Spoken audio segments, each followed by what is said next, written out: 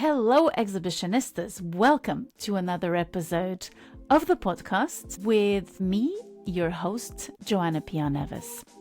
Today, we have the OG format of Exhibitionistas. So if you're new here or if you've been distracted, we have segments now. So we have different types of episodes in this podcast. But we started the first season with one single format that is now called Exhibition Chinwag. And it was a very simple formula that was incredibly satisfying to record, and apparently you enjoyed as well, which is me, the dusty specialist, inviting a guest who doesn't work in the industry and who discusses an exhibition with me.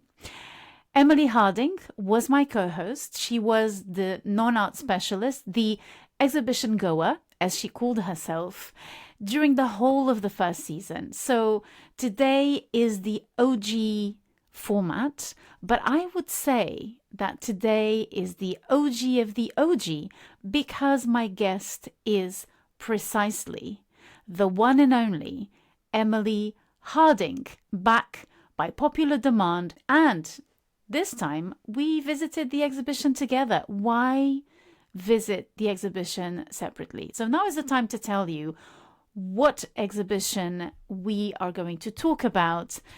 If you haven't read the title of the episode, it can happen. Sometimes you're playing a podcast episode, then another one follows and you don't know. So we are going to talk about Emily Kame Kgnwarreye, who is, or was, she passed away in 1996, an Aboriginal artist. And for that reason, precisely, I decided to invite someone from down under. John McDonald, an art critic from Australia, hopped into the episode and contributed with his side of the story, because I don't know John. We've never met in person. We've never talked beyond or before the episode, but I read a text of his on Substack, and it was the first article. I was investigating this episode, and it was the first article where I learned something beyond what everyone says about Emily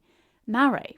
For example, one of the first things that John says in his article is that he knows from a pretty reliable source that the spelling of Emily Kame Kgnwarraye's name was changed by a linguist against the wishes of Emily Kame Kgnwarreye.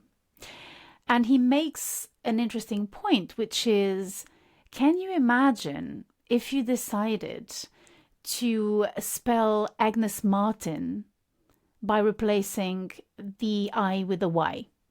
You would not do that, but because she is from a very specific community, because she is not white, because she doesn't have power, that was changed against her will. The idea of this episode is precisely to empower you, my dear listener, and also ourselves, art professionals, and my guests, to enjoy exhibitions regardless of what we know about the artist, what we know about the exhibition, and also to then reevaluate the experience through the knowledge acquired across the episode. The knowledge is not to shatter the first impression.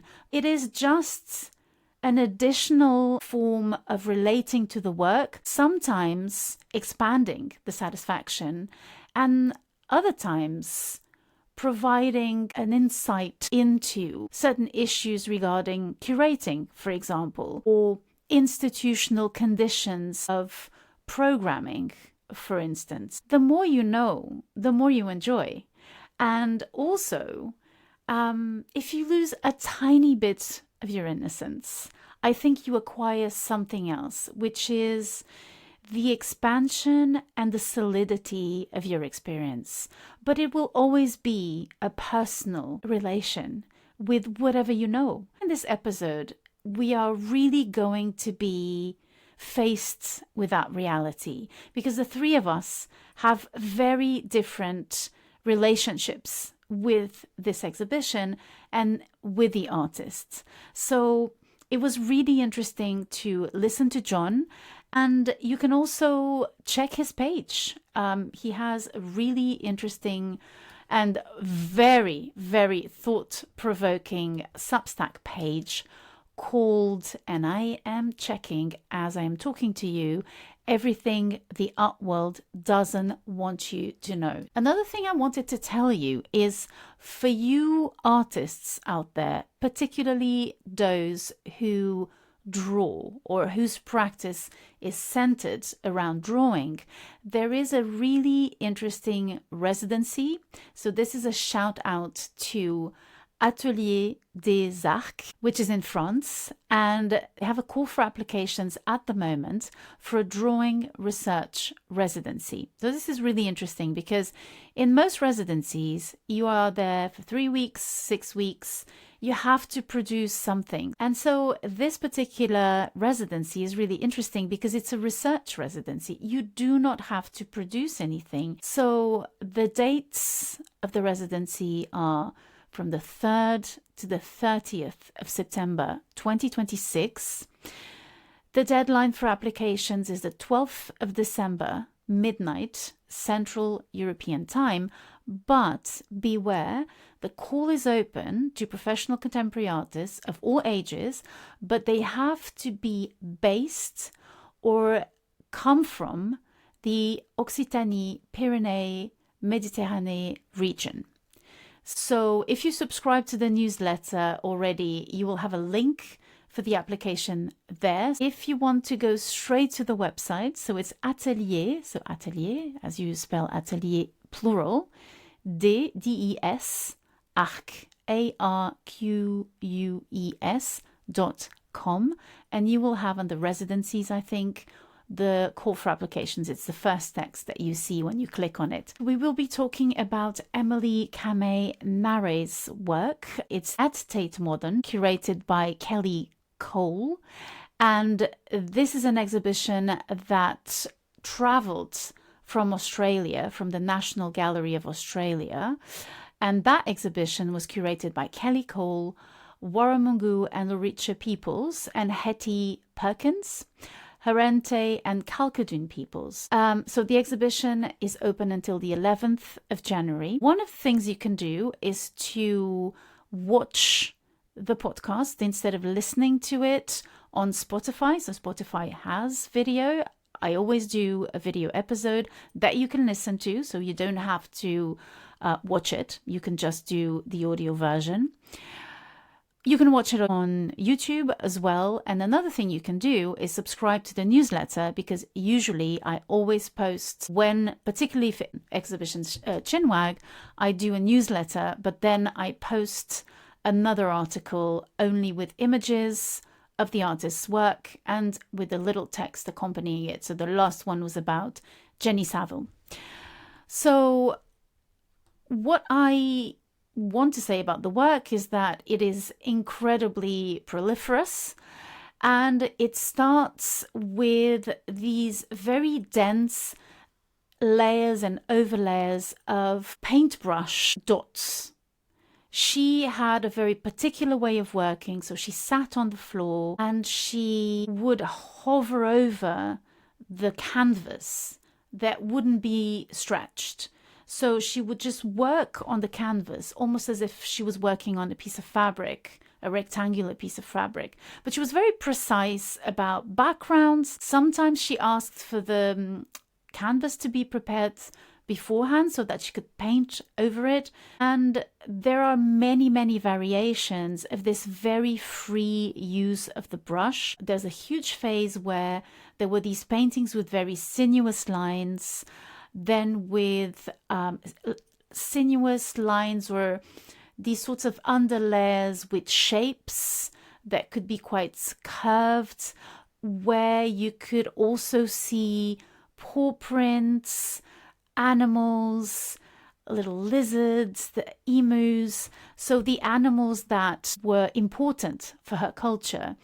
and that she communicated about.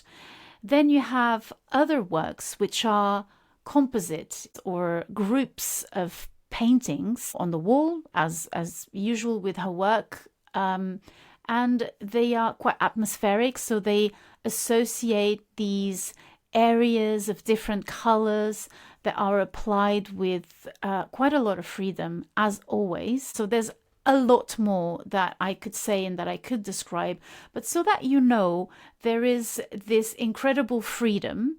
It was always her hand guided her, the song she had in her. The paintings were very much related to singing and to women ceremonies. So the way the body was painted, so the body lines were painted from shoulder to shoulder, these sort of curved lines that would accompany the breasts, for example, all of those in some ways find themselves on the paintings, but they are completely reinterpreted. So you're not going to find the same motifs applied to canvases or the canvases seen as bodies. Actually, when you think about it, there's lines, there's dots, there's these shapes of colors. So the variation wouldn't seem to bring as much variety and as much invention as it does. If it's not the color, it's the shape that's going to bring something new. So it's quite exciting, incredibly warm. And when it's not warm, it's very emotional. So there's something always very vibrant in the paintings. Some of them are more subdued, but even those ones which are more in tones of brown, they are so dense. There's a density, there's an energy that is contained or released in the paintings. It's a very, very peculiar exhibition to be experienced, to be in front of her work and to stay with it. It was really an intriguing and thought-provoking and challenging in some ways experience to then think about the exhibition. Experiencing the exhibition was marvelous. And then, of course, thinking about all the intricacies and the complexities of what it means to bring a culture onto the Contemporary Art Museum, that's a whole other can of worms, if I may say so myself. I hope wherever you are, that you experience the exhibition vicariously through us. And if you have the opportunity to come to London or to see Emily Kame Kngwarraye's work in any other way, I hope you take that opportunity, seize it, because as far as I'm concerned, it is completely worthwhile. Now on with the episode. Thank you for sticking around, and thank you for being a faithful listener, and welcome if you are new here. Hello and welcome to Exhibition Chinwag, which is a segment that emulates the first season of the podcast, where Emily Harding and myself had really wonderful chats about solo exhibitions. And that's exactly what's going on today. And precisely with that person, Emily is back. It's so good to be back. I'm great. Thank you. It was so nice to, be back in the habit of seeing a big show like this. And this is like, since doing the podcast more regularly, I feel like there has been sort of a missing link in my life in terms of, seeing art. So I've obviously seen bits and pieces here and there, but yeah, it was really lovely to go back and lovely to go with you, which we didn't normally do before. So That's shaking it. things up. That's it. We completely changed the rules, because why visit exhibitions separately? There's so much to say about art anyway. It was a bit naive of me to think that we would exhaust the conversation right there and then. Exactly. Well, you and me both. Do you know that this segment is called Exhibition Chinwag? And you were the one who introduced me to the word Chinwag. Ah, right. Nice. Which still feels like something dirty and sexual to me. But okay. Something you would have to agree to with your partner. Yeah. You know what I mean? I'm not, this word does not gel Yeah. with me, but Yeah. I find it so funny. Would it require a safe word, something like that? Maybe. Yeah. That's my feeling. Yeah. Yeah. That's funny. Yeah. Good old Chinwag, good old natter, as they say here. It's so good to have you back. So the exhibition we're going to talk about is Emily Kame Kngwarraye's exhibition at Tate Modern. Kngwarreye is an Aboriginal artist who passed away in 1996, so she is a 20th century artist. And we thought we could use a little bit of a perspective from down under. So John McDonald, our critic from Australia, from Sydney, is going to join us later because we felt that, and you're going to understand why, that we could use an input from someone who's over there. I think I wanted to also kind of give everyone who's listening a heads up. We are going to be very approximative with the philosophies behind the paintings because it's such a huge tradition. It's a different language, and I think they did that really well in the exhibition, where we are confronted with a lot of words that we don't know how to pronounce, and that was done on purpose. And it's a way of thinking and living the land that we can only kind of try to approach. So I thought of looking at the map of Aboriginal Australia first, because I think that's one of the things that I looked for first, to kind of have a sense of how many peoples were there, how were the First Nations distributed. And so I put it in our document there. Can you see it? Yeah, yeah. So it is quite different than the Australia map that we were used to seeing. It is a phenomenal number of different regions and areas that represent different peoples. And the way that it kind of cuts across the continent of Australia is very different than the way you'd normally see it, but also very representative of her work, because she has lots of that section, big sections that represent different pieces of land and, kind of how different parts of the land join up to one another. So it felt a little bit representative of some of the work that she's doing. Yeah, I'm really astonished with the number of peoples. So it looks like a quilt with very small bits that kind of make up the whole fabric of it. And so you have an incredible number of peoples, and you have all these little colors. It's very colorful. And you have all these names of communities that lived in specific areas of the whole continent. I was really taken by this map because I thought, I don't know a single word in here. And just to situate you, so Emily Kame Kgnwarreye is from the Northern Territory, but not the bit that goes up to Darwin and then the coast.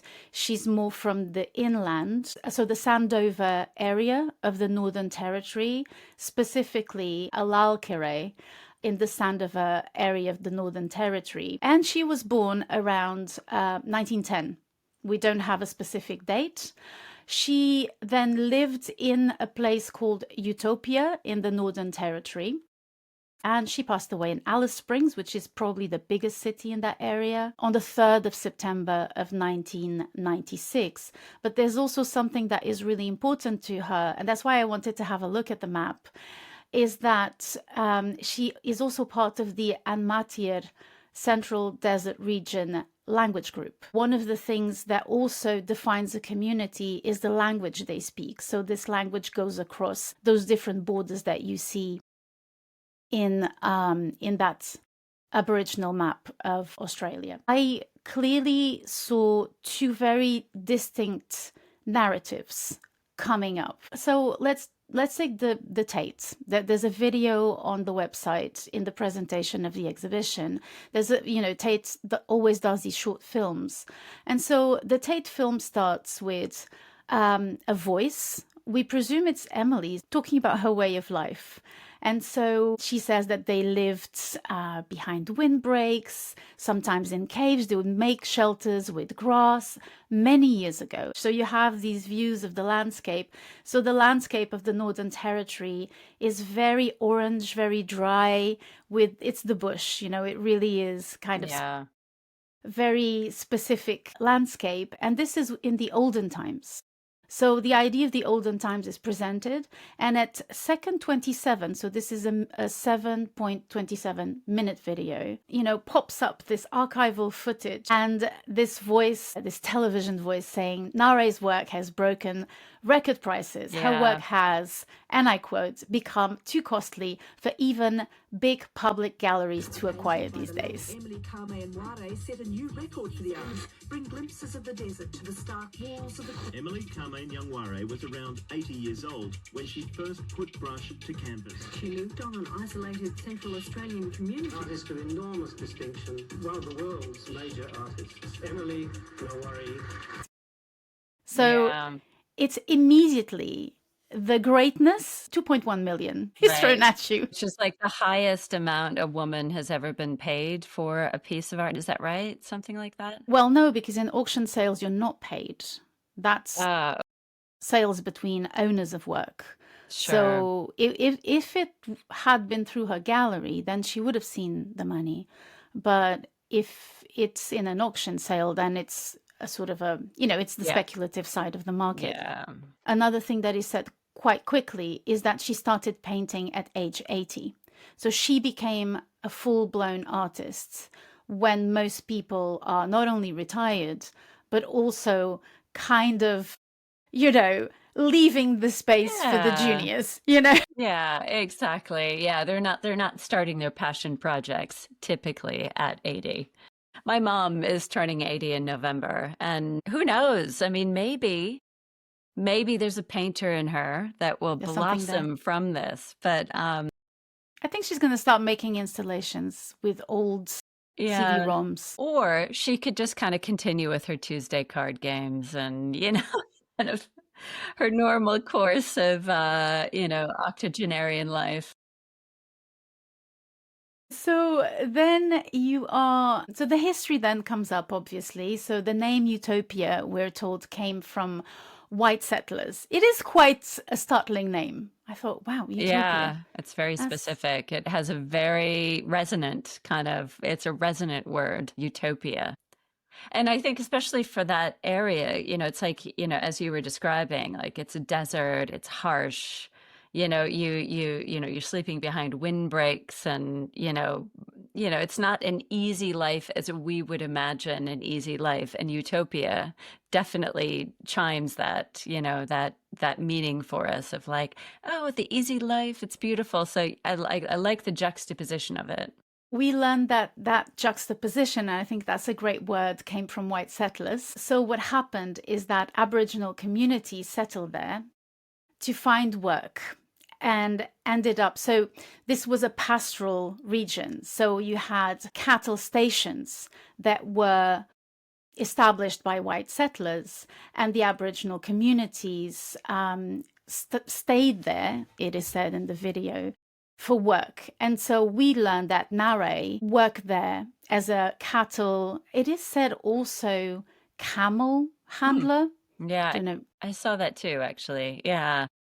Listen, we don't know. Perhaps even minding the children of white families. We don't quite know. But it's kind of a hypothetical idea of what she may have done. And we also learned that she witnessed the fights for the Aboriginal rights to the land.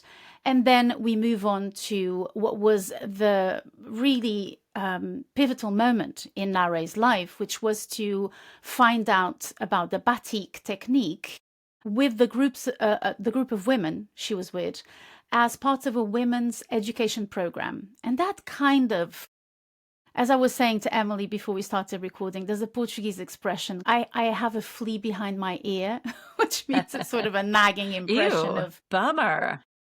You need to get some spray for that, girl. So that kind of, I thought, education program, what does that mean and why? We're in the middle of Utopia. In 1988, Kgnwarreye did her first painting on canvas called Emu Woman, which propelled her into the art scene. That painting was... it was seen, it was adored, and that marked a period into painting for her that allowed her to create for 8 years. So she produced about 3,000 works, Incredible. more or less. Yeah. Give or take. right? Yeah, it's incredible.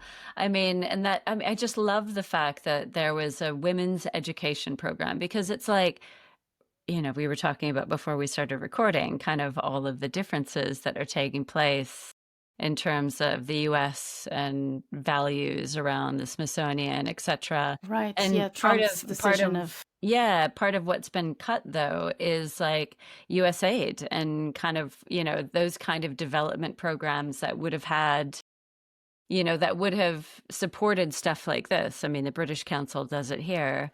And, you look at what came from one of those programs, not that the point of it is to have somebody like Emily, whose artworks win lots and lots of money. That's not necessarily the point of it. But the fact that, it's generative of so much, and so much of the batik work in general, has come through those programs. And yeah, anyway. An aside to today's politics and how it's undermining the next Emily Kngwarreye. and we have batik pieces in the exhibition, was quite extraordinary. Yeah. It is said in the exhibition that her works are centered around Ankara, the emu, so emu woman, or Aiwelie, which is a body paint, but also a term that more or less means women's ceremony. So this is the narrative, one way of looking at it, which is that there's an ancestral way of life. There's records breaking prices in auction sales.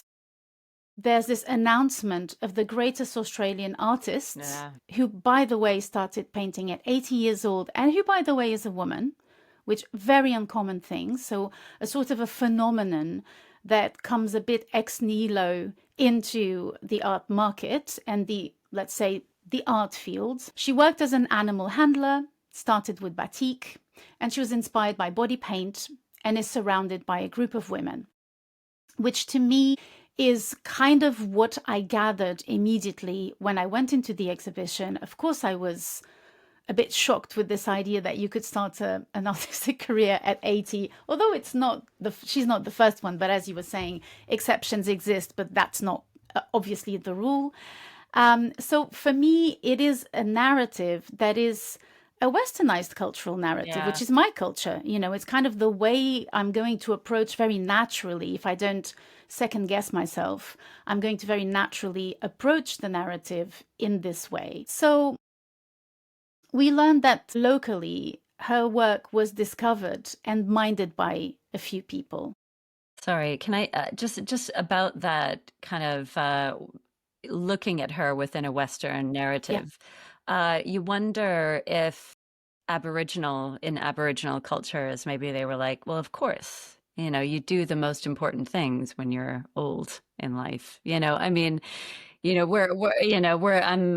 totally unsurprised by my mom, having her regular, coffee clutch in the morning and her card games and things like that. That seems normal. But maybe, in that community, it's like, well, of course, you manifest all of your wisdom and you manifest your talents. And, it's not a slow roll down the hill. It's like a slow roll up a hill in a way, or I don't know, that's probably the wrong analogy, but you know what I mean. It's, you wonder in your script for the episode, you have those, bullet points of ancestral way of life and all the things that you just talked about. Worked as an animal handler, started with batik. The thing that really defines her work is that notion that she is in and of the land.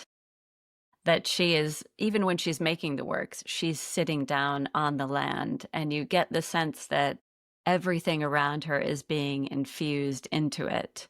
And that is so different than aesthetics, which is the Western way of engaging with things. And she has, as I was kind of reading about her and looking at things, it just struck me as like, can a piece of art be wise? And I think her art can be wise because it's less about aesthetics and, I'm going to try it this way because I think the dots and the lines look interesting and this, but she is like transmitting knowledge through her work. This is a history book and a celebration, and it is so much more than aesthetics. I mean, before I didn't know anything really about her before the exhibition. And when you look at the adverts, you think Jackson Pollock, like that's not, and, I mean, I think a lot of people who don't know her might think, oh, this is sort of like,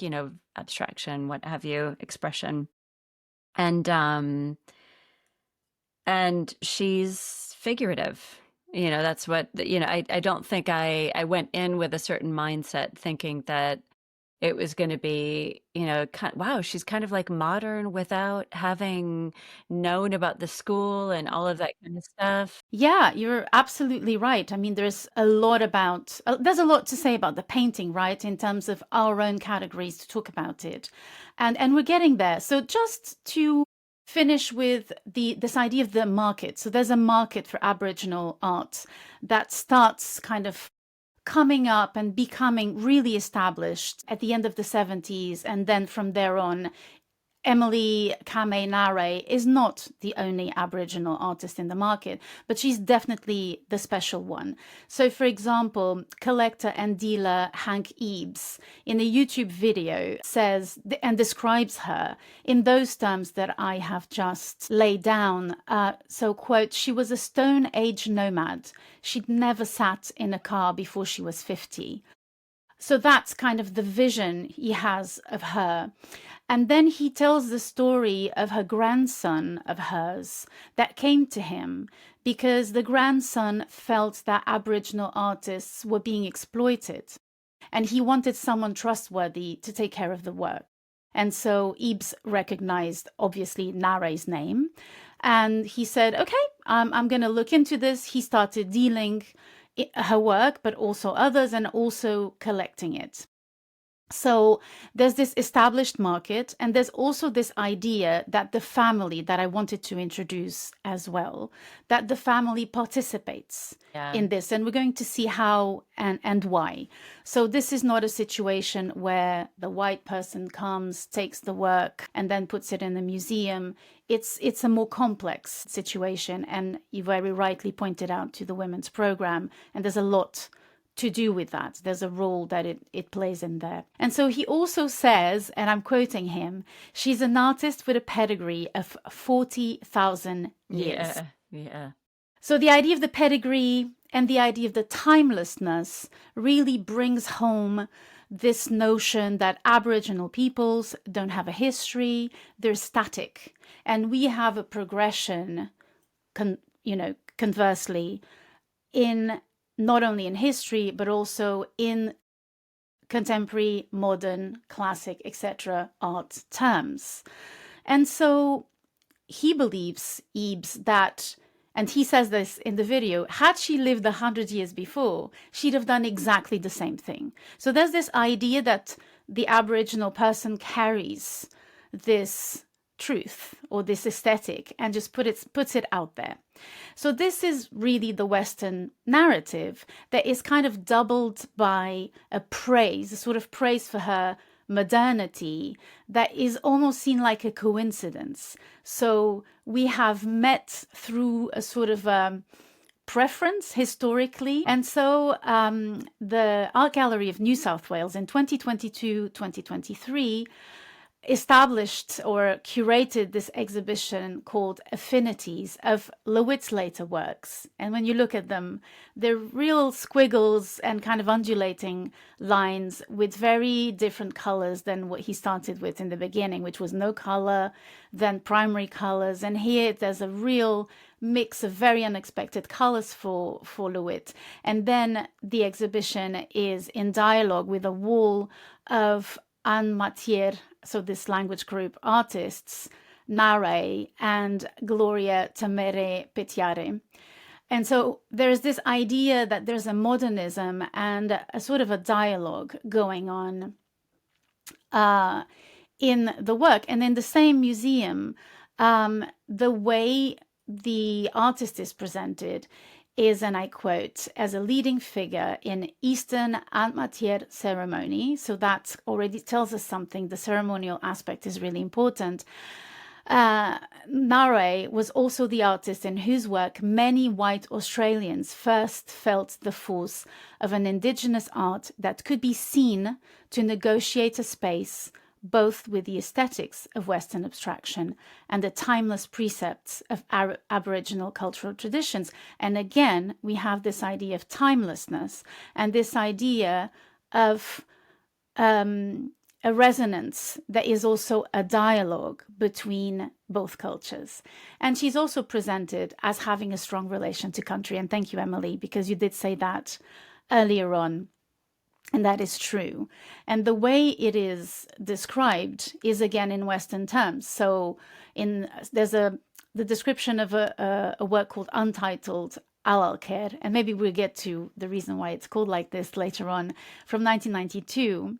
And the description is that it has been, quote, perceived as a lyrical mapping of country, a poeticizing of the desert in bloom, or simply as a spectacular abstract painting, unquote.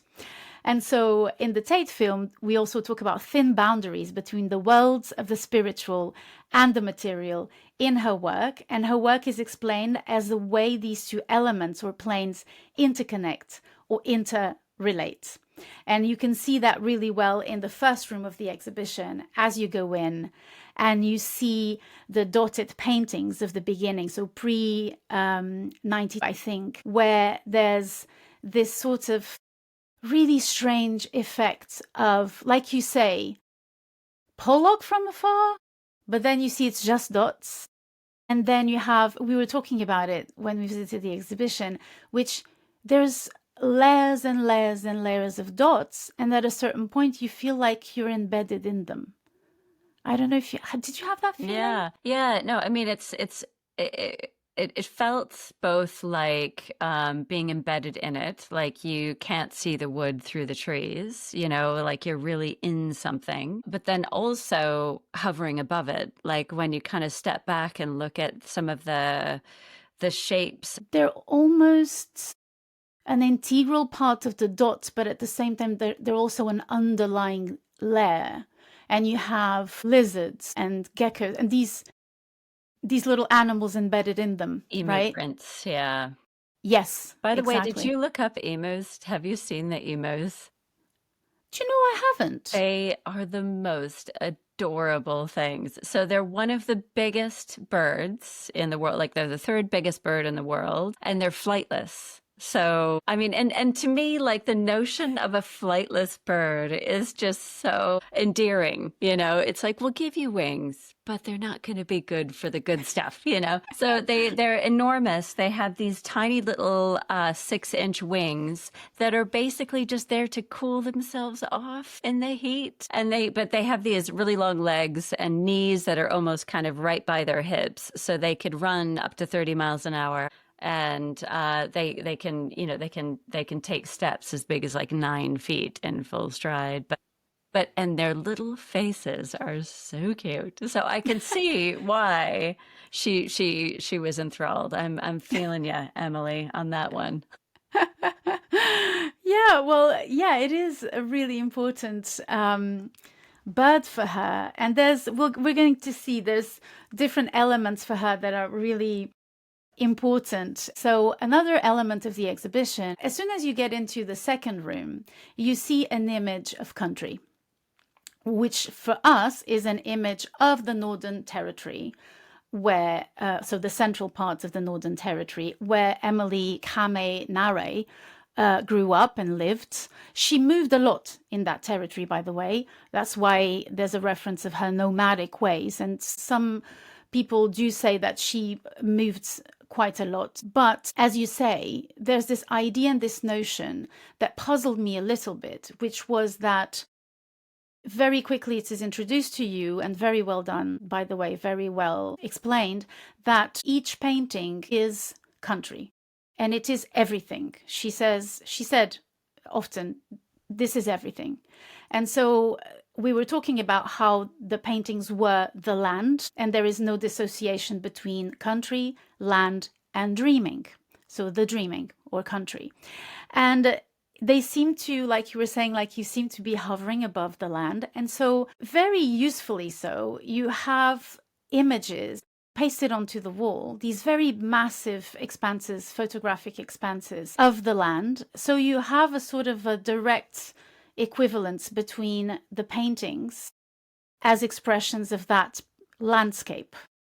But Emily Kame Kngwarreye, I'm pretty sure she never took a plane or a helicopter. She's never seen it from above.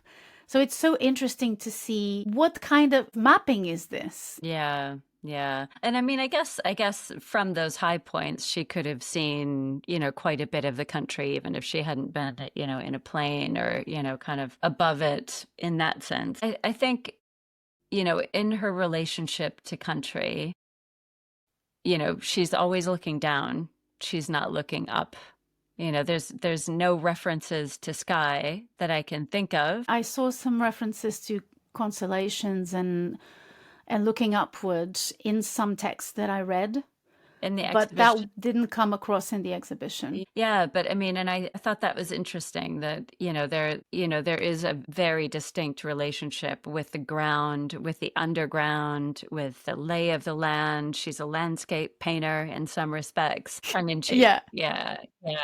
Continue. Yeah, so absolutely. That there's a that's so true. There's a real kind of like lowering of onto the ground on in her paintings. So when we got out, we picked up a few books, and I bought this book called Songlines by Margot Neal and Lynn Kelly, The Power and Promise. And Margot Neal actually organized one of the first exhibitions of Emily Kame Kngwarreye in Queensland. So she describes a little bit what this Aboriginal set of beliefs and histories and relationships to land. And so she starts by saying, everything starts, and so I'm quoting here, everything starts and ends with country in the Aboriginal worldview. Yet there are no endings in this worldview, nor are there any beginnings. Time and place are infinite and everywhere. Everything is part of a continuum, an endless flow of life and ideas emanating from country, which some refer to as the dreaming. In the dreaming, as in country, there is no separation between the animate and inanimate.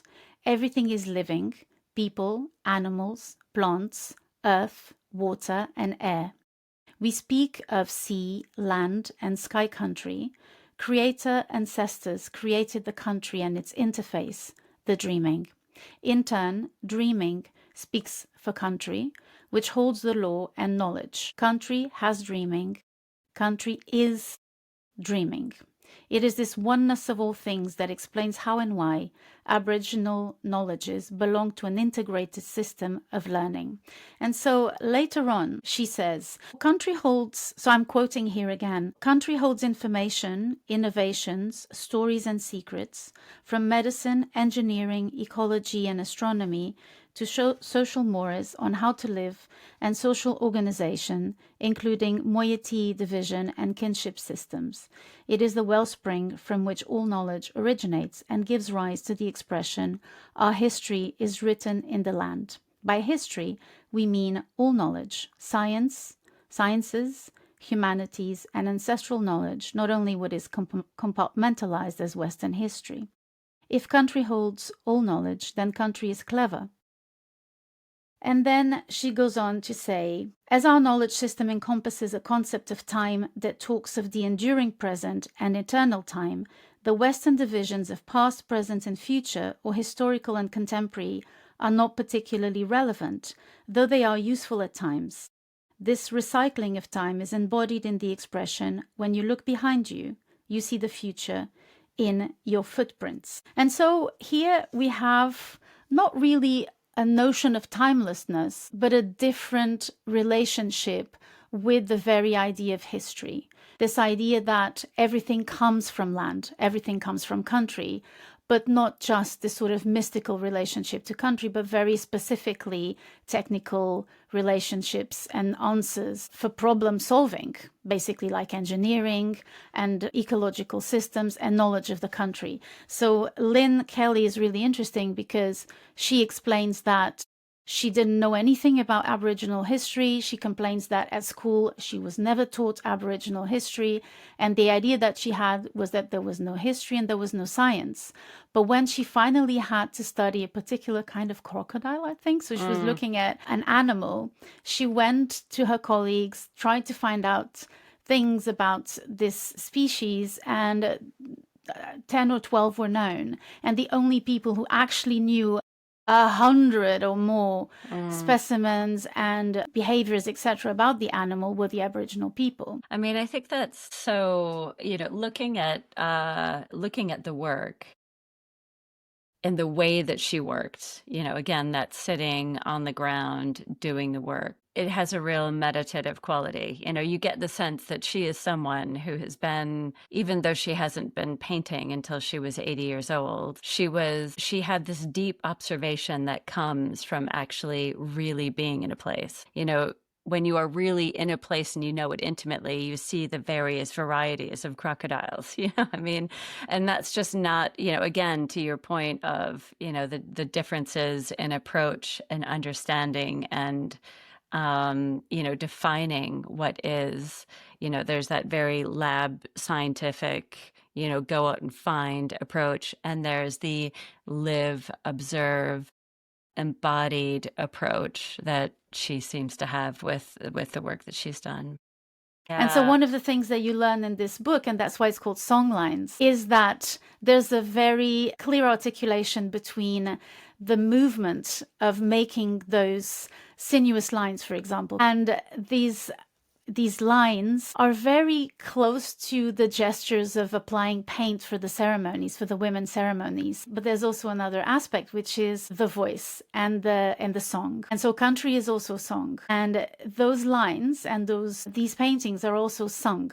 And so sometimes, apparently, Emily Kame Kgnwarreye was notoriously silent about the works. And so she didn't explain the work, but she would sometimes touch a painting and sing it. I saw that. Yeah, that's so cool. And so it was hard to get names of any of the paintings out of her. So that's apparently why so many are called country, is just because she would just repeat that again and again. Country is what it is. Country is everything. Yeah. Although there were some great names like Wild Potato Dreaming. And there's like Bush Potato Dreaming, and yeah, the ones she did have were pretty choice. We had a moment there with the Wild Potato Dreaming. We just kind of stood there, kind of like, wow, that's gorgeous. So her role was to learn its ancient history and all the physical characteristics, as well as responsibilities associated with maintaining the continuity of the land. So for her, these paintings are a transmission. And you use this word, and it's a very, very good one, because as we will see, there's really this relationship with communication with another side of the country and other people. So what we learn as well is that her people were forced to work for pastoralists. So she worked at Wood Green Station, looking after domestic animals, and also led camel trains, and even worked in a mine, the Wolfram mine, in return for rations. And so she was a ceremonial leader. She was also active, I learn in this text, in the land rights movement. And another question that I had was, why batik? What happened? Why were there only women? Well, so to go back, so the women's programs were built by someone who was there, who saw women waiting for the children when they went to school. And she thought, why not try and do something with them? And so they started by doing tie-dye, which was kind of this remnant of hippie culture. And the women took to these things. The women took to this culture and to these traditions because they had this practice, this artistic practice for ages. So they had this knowledge of mark making and line making and pattern making. And they loved tie-dye, but they loved batik even more, which is an Indonesian technique. And I was kind of baffled. Why batik? Yeah, me too. Yeah. And it's really difficult, batik. I mean, it is not, I didn't really realize that the process of it was so involved. I think it's interesting that, her batiks, Emily's batiks, a lot of the same themes you can see, obviously, in the early paintings in particular, but just like from an aging perspective. It's like, you can see her age through her work. It's like that really, she did batik for 10 years before she started painting. And that's, you've got to stretch it across your legs, and then you've got to, make the marks, and then there's a whole process. It's melted wax. Exactly. Yeah. So you have to build a fire. Yeah. To melt the wax. And then, she moves to paint, and it's this really intensive process where you see all these little dots, and, that is, not easy either. It's like, that's reasonably laborious, less laborious than batik. But then you see her kind of move from dots to more of the sinuous lines of the, of the yam roots or what have you. And I just love the fact that, someone who is that expert at batik could think, man, this is too hard for me now. I'm old, and really kind of stick there, and be like, oh, I'm really going to grieve the fact that I can't do batik anymore. But she just plowed on. Like, this woman just moved forward with such force. I mean, she was obviously, as you said, 3,000 paintings in 8 years plus, probably even more than that. But there was just no kind of hesitation. And it was like, oh, well, I can't do this anymore. Then I'll do this. Then I'll just push it to the next thing and see what works for me as a human being where I am right now. And I found that really inspiring as someone who just had their 50th birthday. It's like, yes, happy birthday, Emily. Well, so in that story and in that real progression, so there's an aspect that this text kind of sheds light on, which is that all of these materials were brought to these women. So there's a group of women. First of all, this is communal. And the reason why the batik started being made was that this was also a way for the group of people, for this community, to be sustainable. So it was supposed to be marketed and sold, and for them to make money. And the way money was made was a person, one of the artists, would sell work, and then the money would arrive. It would be shown to everyone and shared amongst everyone. So Emily Kame Kngwarreye became this artist who was a provider, because Christopher Hodges, who had a gallery, I think Utopian Art Gallery is called, or Utopia Art Gallery, but he was also an artist. He explains that what was absolutely incredible is that you would have this shop with, a hodgepodge of things, then one of Emily Kame Kngwarraye's batiks, and connoisseurs, non-connoisseurs, people would be drawn to that batik. She really had a vibrant quality to her work, and we saw that in the exhibition in the batik works. And so she started selling quite a bit, and she started being really, really successful. And so she moved on to painting. One of the reasons is basically what you were saying. She was tired, but she had stuff in her. Had to come out somehow. And so another thing, much so that in 1992, she received an Australian Arts Creative Fellowship, which is a huge recognition of her work as someone who brought an enormous contribution to the culture. For Emily, at the time, 1992 was, I had the Creative Fellowship, I was recognized, I'm a senior, now I want to pass on my knowledge to the youngsters. I want to retire. She was tired, but she couldn't do it because the demands of the community and the family never made this possible, because she was the great provider. There's no notion of the solitary genius. Time for a short break to let you into the Exhibitionistas studio. Look around you. There is a computer, a good mic, the software in the computer, which is a sort of virtual space through which you and I meet with a time and space delay. Then there are my books and 2 perfectly round Flintstones. All the magic happens here. I've been talking to a university whose students need placements, and I could use some assistance with production and research while also mentoring the future professionals of the field. And that's where you come in. Do you know how much a membership costs? A mere £25 a year, which means that you pay £2 a month. £25 for a whole year.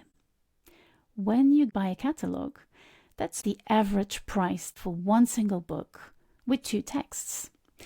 If you become a member of Exhibitionistas through a platform called Substack, you not only get to support Exhibitionistas, but you also receive on average about 18 more texts minimum that I will have written about many, many, many fascinating topics of contemporary art, philosophy of art, and many other subjects. There's a little bonus that I added, which is getting to ask me questions. If you have a question about contemporary art, about the field, about the market, about studies in contemporary art, I'm very, very happy to do the research for you or to dig into my little well of knowledge and put the information out there for you. I can name you or you can be anonymous, so you get to put me to work as long as the questions and the prompts you give me are within my abilities. Otherwise, you can go to donor box in the description notes. If you have £1 to spare, you can just donate one time, very, very small amounts. That's what I do with Wikipedia. Once in a while, I put some money in there because I use it almost daily. And I want to reward people who nourish me. Thank you for spending some time with me here in my studio. Thank you for considering this decent proposal. On with the episode. We've never done this in Exhibitionistas, to have someone just popping in from down under and giving us a bit of context. But it's my pleasure to welcome John McDonald to the podcast. John is an art critic, has, I want to say, 4 decades of art criticism in there. Am I wrong in saying that? Unfortunately, you're absolutely correct. It's sort of a bit shocking how long I've been doing it, but it is about 4 decades now. I've been writing about the visual arts now for about 4 decades. I was senior art critic for the Sydney Morning Herald at the age of 23, and I'm now in my early 60s. So it's been a long time. Most of that time, I wrote a weekly column for the Sydney Morning Herald. I was actually cancelled last year in rather kind of shocking circumstances, the way they did it, in a very, very sort of nasty way, as if they wanted me to just disappear off the planet. But the problem really was not that I was doing anything wrong. The problem was that I was doing my job, and I was criticising things, and I was taking things on, and I was looking for issues.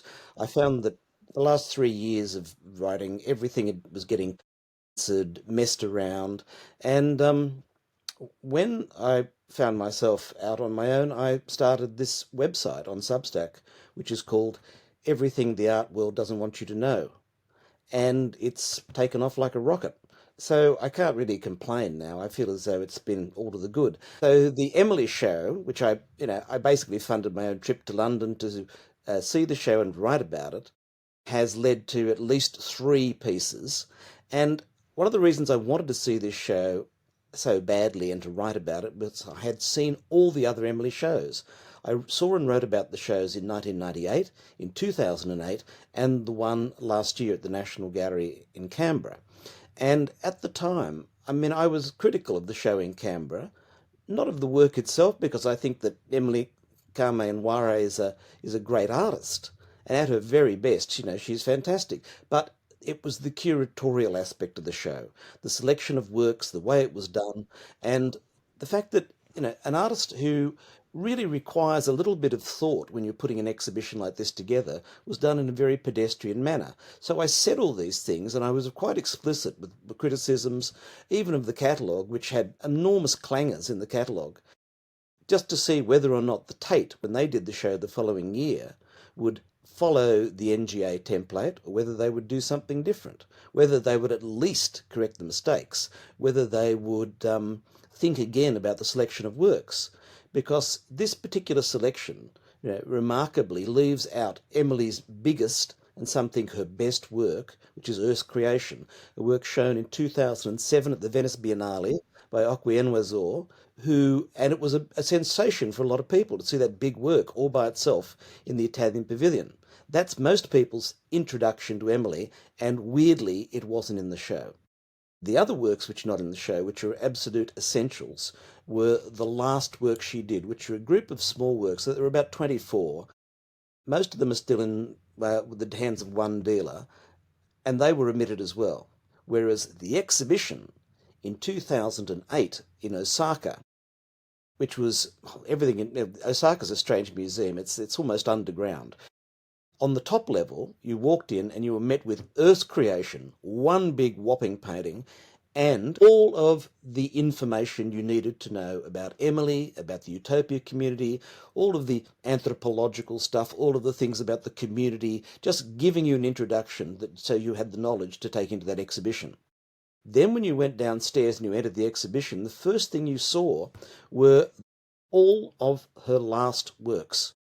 And it was really quite stunning because these works are very poignant. Yeah, I read somewhere that the curators of the show still keep an Emily Day as a sort of a tradition because of the sensation that the exhibition was and the audiences that it brought into the museum. Stunned.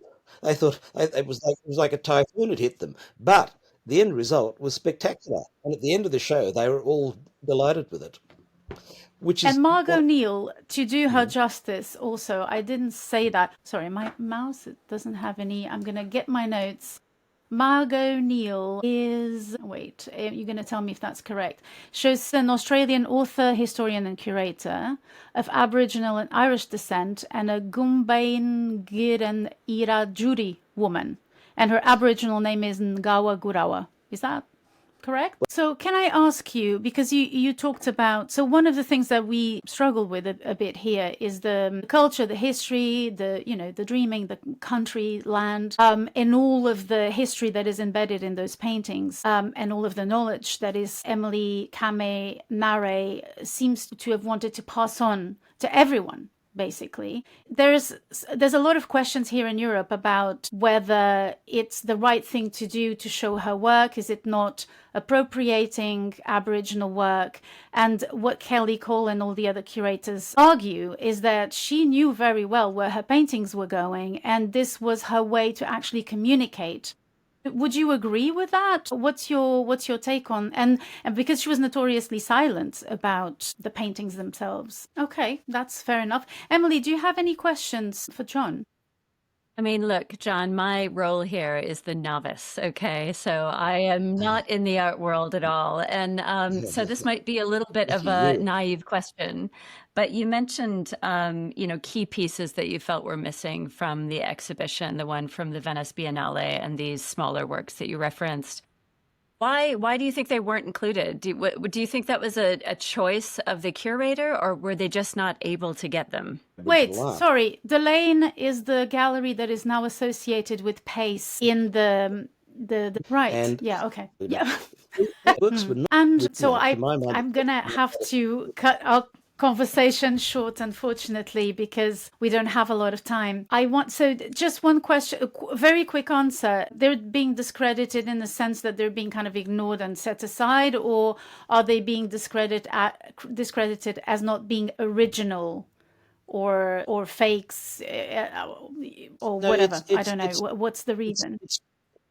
It's totally ambiguous. It's scuttlebutt. It's basically implying that certain dealers are not honest, are not legitimate, that the works are somehow doubtful. But this is simply not true. I mean, there are a lot of works out there which are perfectly valid Emily's that simply were disqualified from being in the show. And the Tate, I believe, really should have done its own research and looked into these things if they wanted to do a first-class Emily show. What they got instead was they just took everything the National Gallery did, and the Tate, in fact, gave virtually nothing back. But when I was there on opening night and I looked around and it was Kangaroo Valley and wall-to-wall Australians, they were all white faces.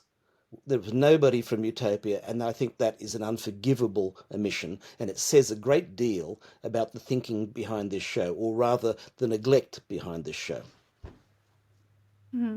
Well, thank you so much, John. This was really precious to have your perspective on things. Yeah, thank you. That was great. I was just saying, I think I got a little peek into the underworld of politics. Thank you, John. Bye-bye. Okay, thank Thanks, you, Joanna. John. Thank you, Take Emily. care.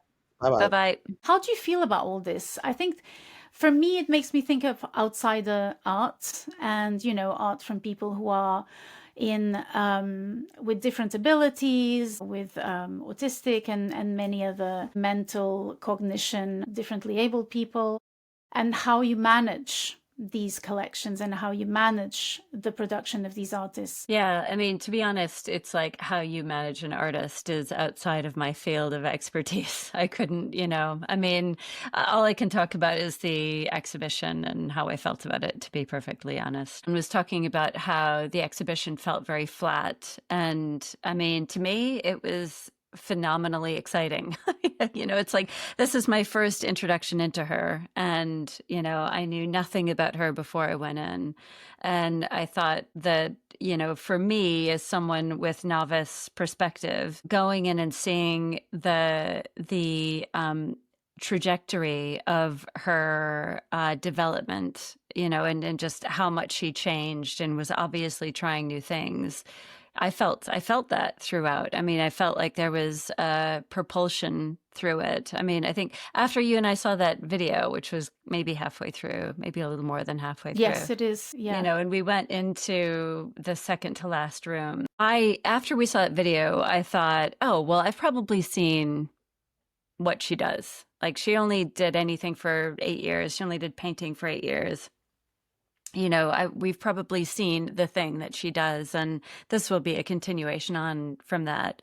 And it was just like, diving into a whole new pool. So it was interesting to hear his perspective, obviously from someone who has known the work for so long and has seen things that I have not seen, and experienced curation from someone who had such an intimate relationship with the artist, or a much more intimate relationship at the very least.